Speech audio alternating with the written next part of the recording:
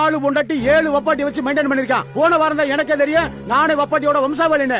அப்படியே மன்னர் வம்சாவளி மாதிரி பெருமையா பேசுறான். அந்த புறத்துல வாழ்ந்தவன விட அந்த புறத்துல வாழ்ந்துகிட்டான் தாயா கொல்லப்பை நாட்டுக்குள்ள இருக்கா.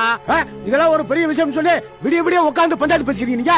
எப்ப ஏன் தங்கப்பாண்டி அவன் என்ன முழு சொத்தமே வேட்டா ஒரு பங்கு தானே வேட்டா வேற என்ன வேட்டா காலாளத்துல அவன் காட்டதை பிரிச்சு கொடுத்துட்டு பஞ்சாயத்தை கலச்சிட்டு ஊரை பக்கம் போய் சேருங்க. அவனுக்கு தலைக்கு மேல 1008 சொல்லி எடுக்கு. அடுத்த பஞ்சாயத்து உசும்பட்டி போனேன். இது வரைக்கும் 20 மிஸ் கால் மேல வந்துருச்சு. இங்கே உட்கார்ந்து உங்க பஞ்சாயத்து பேசிக்க முடியுமா? போயா பஞ்சாயத்து பண்றாங்க பஞ்சாயத்து.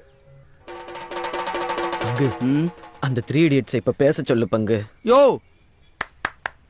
இப்பவாது 2 வார்த்தை பேசுங்கயா. டேய் பஞ்சாயத்து ஃபைனலுக்கு வந்துருச்சு. இன்னமும் பாயிண்ட் வரட்டும்ங்கறீங்க. ஏதாவது பேசுங்கடா. 2 பக்கமும் விசாரிச்சு பார்த்ததுல 7.5 முக்கம் சைடு தாப்பா நியாயம் இருக்கு. என்ன பாத்தாங்க பாண்டி என்ன சொல்ற? இவங்களோட வந்ததுக்கு இந்த பஞ்சாயத்து மாசம் ஒரு விசில் அடிச்சுங்க தம்பி. யோ என்ன விளையாடுறியா? தீர்ப்பு அவைகளுக்கு சாதகமா போயிட்டு இருக்கு. என்ன விசில் அடிக்க சொல்ற? விசில்ல வெப்பன்ஸ் இருக்கு தம்பி, அடிச்சு விடுங்க. 30 கோடி